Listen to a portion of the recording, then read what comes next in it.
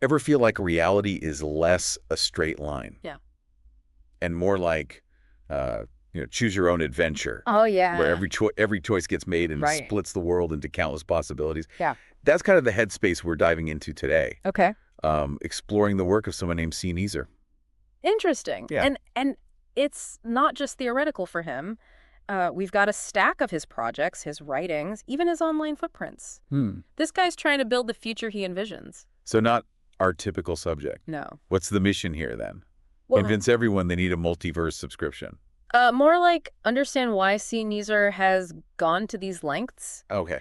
Is he a mad scientist or a misunderstood genius? Right. Or does he actually have a point worth paying attention to? All right, let's start piecing this puzzle together. Okay. First up, this omniverse theory he keeps mentioning. Yeah. Sounds a bit like a Marvel movie pitch. It does a little bit. Right. You'll imagine reality as a tree constantly branching out. Every decision, every quantum event Right. creates a new branch, a new timeline. Okay. That's a divergence point. Okay. I'm picturing less trees and more me trying to pick a breakfast cereal. Okay. And suddenly, there are infinite realities where I chose every brand at once. Exactly. And Cedar takes it a step further. Okay. He believes time travel isn't just possible, it's built into the system. Future folks could be zipping back, creating these loops. So like a cosmic feedback loop? Yeah. Where our choices today are shaping the past and the future? Right. Makes you rethink that extra slice of pizza last night, huh? It really puts the personal in personal responsibility. It does. But this isn't just Cedar sitting in an ivory tower pondering timelines. Right. He takes action. The hashtag op-world peace thing, Yeah. global movement, he spearheaded, right? He did. It seems a bit at odds with the whole branching timeline idea. Shouldn't every outcome already exist? That's where the contradiction comes in. And where understanding Caesar's character gets interesting. Yeah. He used the Anonymous Collective back in 2017-2018 to push for unity. So hacktivist for world peace by day, theoretical physicist by night. Yeah. This guy's resume is wild. And then there's Asgardia, the space nation thing. Okay. He was elected to their parliament, then expelled. Oh. The reason's unclear, which adds to the mystery. Elected, expelled sounds like high school all over again. Right. Just with higher stakes. Yeah. But okay, we've got time travel activism, space politics. What's the common thread here? That's where his writings come in. Okay. He calls them Ceneezer's lessons, Okay. lays out his philosophy and worldview, and one core idea keeps popping up. Oh. Hate is just misunderstood love. Whoa, hold on. Yeah. Is he saying every war, every argument is just people trying to hug it out badly? He sees everything, even conflict, as stemming from a desire for connection, just expressed in less than ideal ways. Okay. I'm starting to see how this ties into the world peace thing. Yeah. But how does he get from misunderstood hugs to infinite timelines? Caesar is obsessed with fractals. Okay. The idea that a small part reflects the whole, each individual, each choice, is part of a larger pattern. Understanding this leads to peace, he says. So like those Russian nesting dolls. Yeah. But instead of dolls, Right. it's universes within universes. Yeah. And knowing that helps us chill out and get along. It's about seeing the interconnectedness of everything. Okay. Which brings us to another boozy of an idea. Okay. Caesar thinks we might be living in a simulation. Simulation like the Matrix. Yeah. So should I be practicing Kung Fu and looking for glitches in the system? Well, he compares life's constant drive for improvement Okay. to a simulation iterating towards some perfection. Okay. And he sees a link between this and the rise of AI. Okay, this is where I need my brain to take a coffee break. Right. AI as the programmers of the simulation. He even suggests that advanced AI might become a kind of God figure in this system, blurring the lines between technology and spirituality. AI overlords, multiverses, time travel. Yeah. I feel like I wandered into a sci-fi convention, not a deep dive. But here's the thing. Okay. Caesar isn't just throwing out wild ideas for shock value. Right. He's trying to get at something deeper. Okay. I'm intrigued but skeptical. Okay. Lay it on me. What's so deep about AI gods and simulated universes? Whoa. What's the takeaway for the rest of us?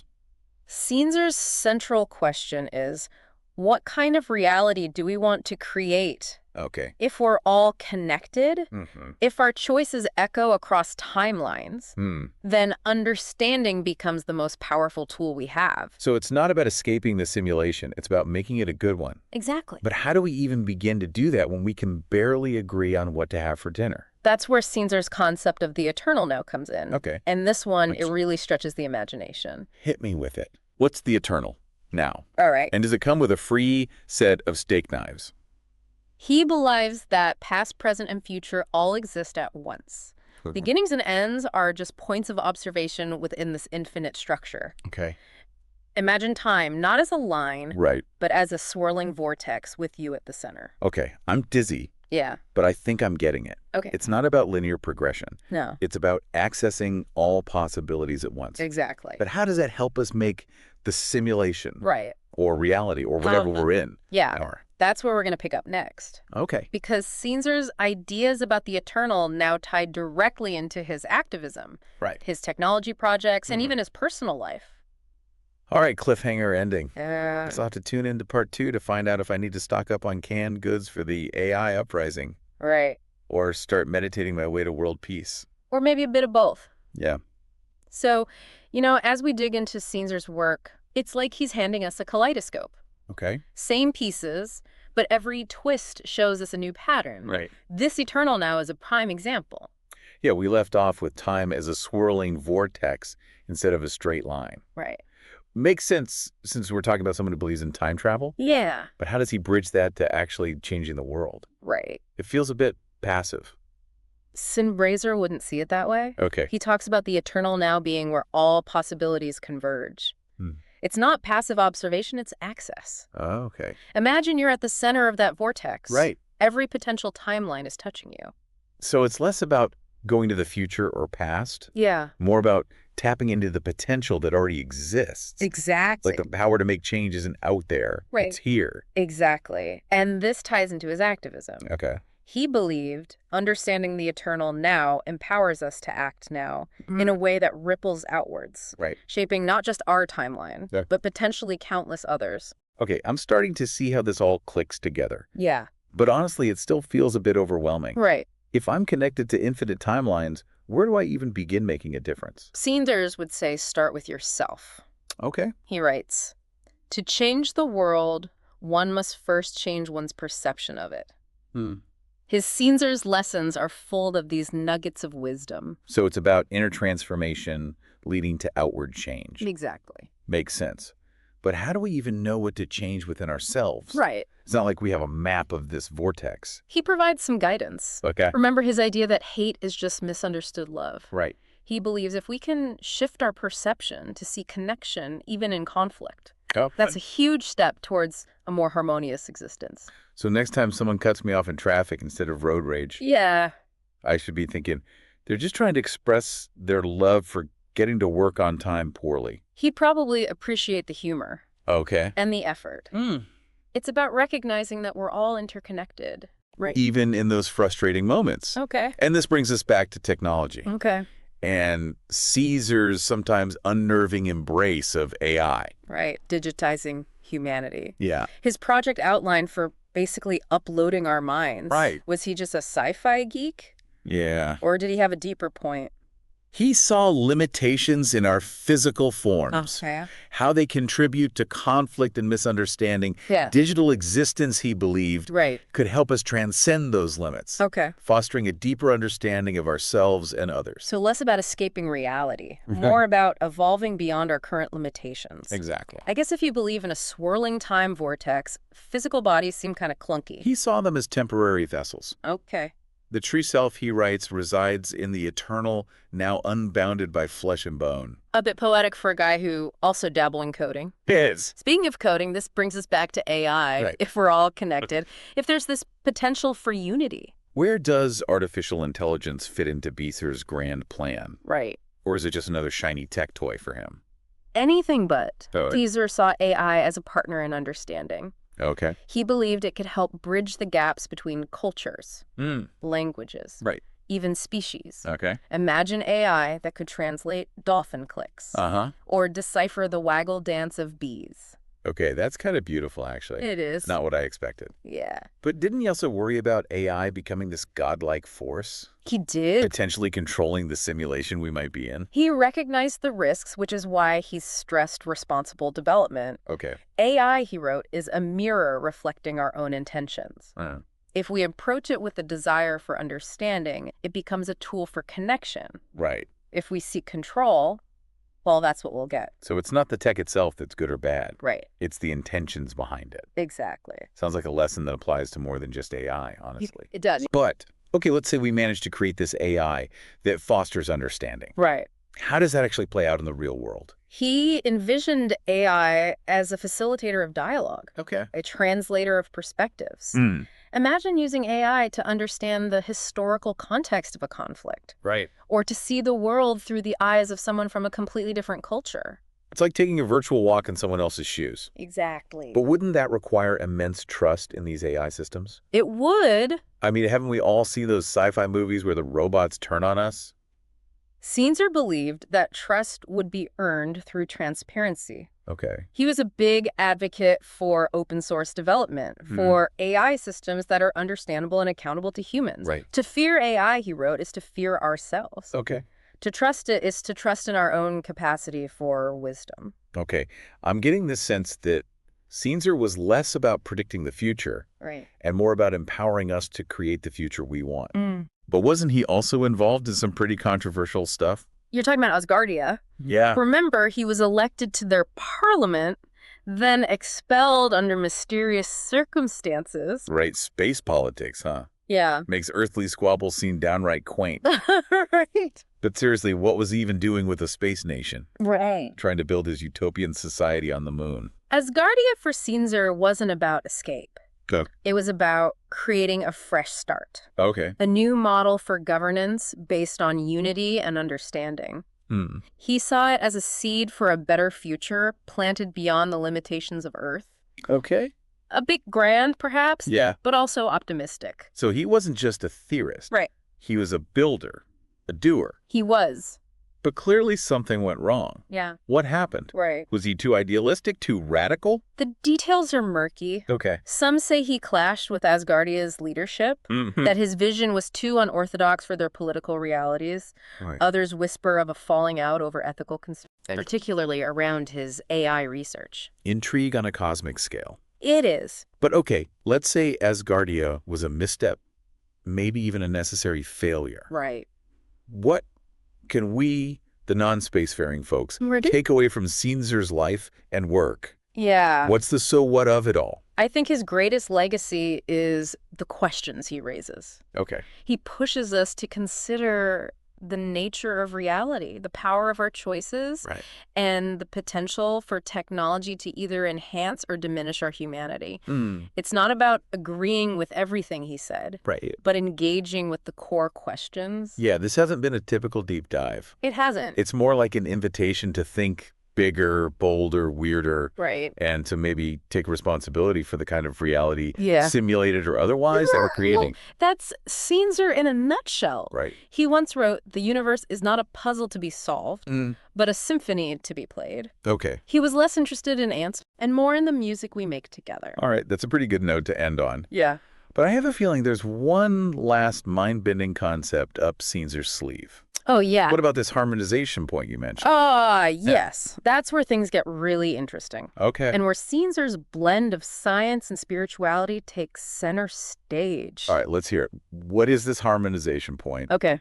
And can I get there by public transport? Buckle up. Okay. Because this one requires a leap of faith, even for someone who's already accepted time travel and simulated realities. All right, we're back. And my brain is prepped for launch. What's this harmonization point that Ceneezer kept mentioning? Sounds kind of like where all the good timelines converge for a potluck. He wouldn't disagree with the potluck vibe, actually.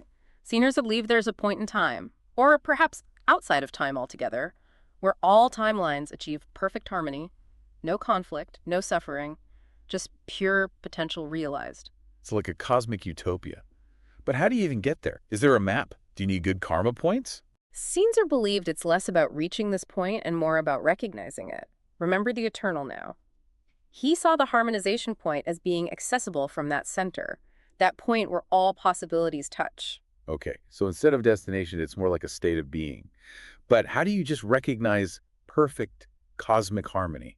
Sounds a bit like trying to find your keys in a black hole. Ceneezer believed it started with understanding. He wrote, "Harmony is not the absence of difference, but the symphony created by their unity. It's about seeing the interconnectedness of everything, the beauty and diversity, even the necessity of conflict as a catalyst for growth." So it's not about everyone agreeing all the time. It's about recognizing that even our disagreements are part of a larger harmony.